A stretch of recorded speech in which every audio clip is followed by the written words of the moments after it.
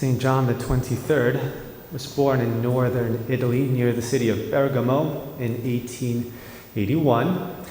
And already at the age of 11, he entered seminary, minor seminary, and was ordained in 1904 at the age of 23. His life as a priest was mainly a life of diplomacy on behalf of the church. He was a nuncio in different countries, but then he became the Archbishop of Venice in 1953 and the Pope in 1958.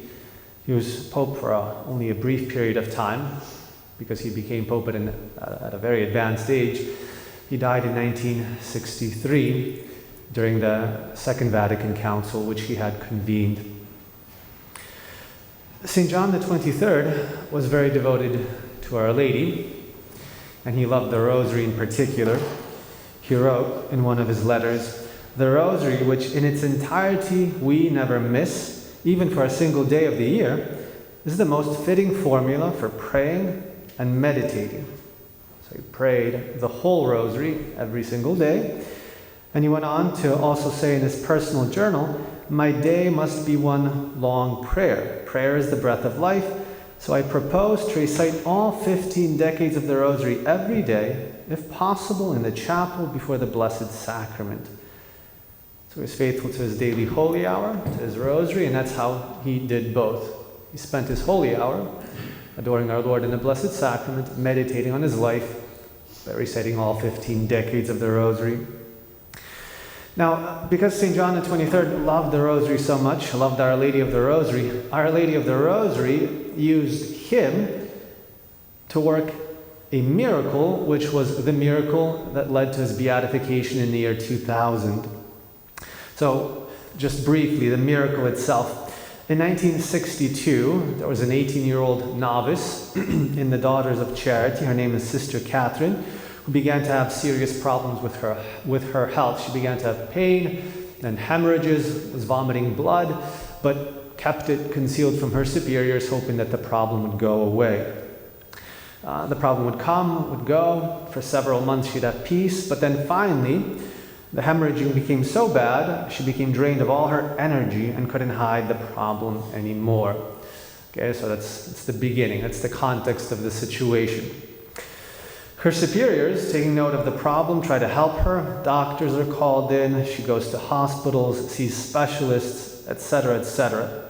The most celebrated doctors in Naples are called in for consultation. She was from the south of Italy. X-rays, chests of the chest and stomach, all to no avail. No one succeeded in finding the reason for her hemorrhages. 2 years later, by 1964, all the doctors she had seen declared there was no explanation for her illness. All had given up on her except one who was bold enough to try to operate.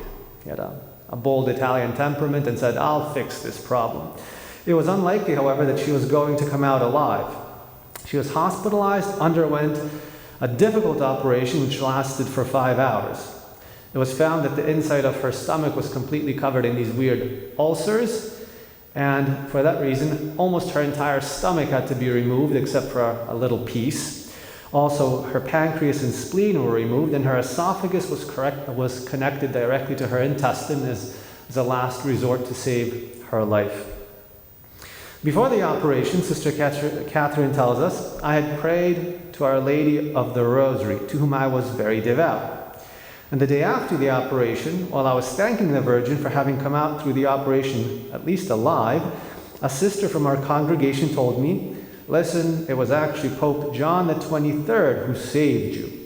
I had placed his image on the bed of the operating room and had continued to pray throughout the operation."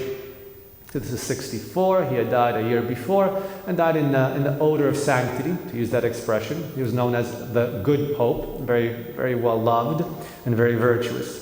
So the sister assures her, "Listen, it was John the 23rd. I was praying for you, and he is the one who interceded for you." She, this sister, gave me the Pope's picture, and even though I admired John the 23rd very much, I had never thought of praying to him. I answered, "Thank you for what you have done for me, but I'm convinced it was Our Lady of the Rosary who protected me, and I will continue to pray to her." I placed the image of Pope John on the nightstand as if it served no purpose for me. Okay, so it seems there's almost like a rivalry going on, but there is no such thing between Our Lady and the saints. Of course, Our Lady of the Rosary was, of course, involved because she's the mediatrix of all grace, even in heaven. Even in heaven, the saints pray through her. But in this particular instance, she wanted to make it manifest and explicit that John the 23rd was involved in the miracle. Let's go on with the story. In the days following the surgery, Sister Catherine's health, instead of improving, continued to get worse. The sisters continued to pray to Pope John and Sister Catherine to Our Lady of the Rosary. 3 days later, when she was getting only worse, the sisters told her again, "You have to pray to Pope John." I was convinced and finally began to pray to the good Pope. She improved slightly, but it was short-lived again. The situation got so bad that a literal hole opened in her stomach. So, really disgusting to use that word. A disgusting situation had occurred. The acids in the little of the stomach that she had began to spill out and actually ate away through the tissues and poured out through this hole that had formed in her stomach. There was diffused peritonitis. Her fever was very high. The situation was desperate. She was given extreme unction and allowed to make final vows in danger of death. On the 22nd of May, a sister brought me a relic of Pope John. I placed it on the hole which had opened in my stomach, and I prayed to the Pope to take me to heaven, because I knew I was slowly dying. 3 days later, May 25th, around 2:30 in the afternoon, I fell asleep. At a certain moment, I felt a hand pressing the wound on my stomach, and a voice of a man saying to me, "Sister Catherine, Sister Catherine." I thought it was the doctor who came to check on me occasionally. I turned towards the voice and saw Pope John standing beside my bed. "You pray to me very much," he said with a calm voice. "Many people have prayed to me, but especially one. You have really taken this miracle from my heart. So don't be afraid now, you are healed. Ring the bell, call the sisters who are now in the chapel, have them measure your temperature, and you will see that you will not have even the slightest fever. From this moment forward, eat whatever you want, as you did before the sickness. I'll hold my hand on your wound, and you will be healed.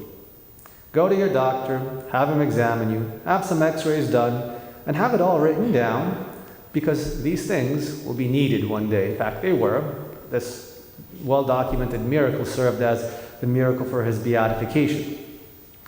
Sister Catherine did as the Pope instructed her, rang the bell, the sisters came. To their amazement, she was well. "From that day," concludes Sister Catherine, "I haven't been ill at all. The doctors examined me, did tons of x-rays. There wasn't a trace of my illness. The day after my miracle, I went back to a normal life. And I ate whatever I wanted. Even though she had no stomach, her esophagus was connected directly to her intestine. She was not supposed to eat whatever she wanted, she did. My first lunch was fried potatoes, roasted goat, tomatoes, and ice cream. I went back to eating anything I wanted, and that was 34 years ago. I'm well, I have no problems of digestion, and I work with enthusiasm." That was the miracle of John the 23rd. Since he loved the Rosary, Our Lady of the Rosary wanted to use him to perform this miracle. There is no jealousy in heaven. It's the spiritual takeaway. Absolutely no jealousy between our Lord and Our Lady and the saints. It's a perfectly harmonious, happy family. Charity, harmony, and mutual love. And even in heaven, Our Lady is the mediatrix of all graces for the saints. That's why, again, Our Lady was not hesitant. Our Lady was not hesitant to use St. John the 23rd to perform this miracle. Praise be Jesus and Mary. Now.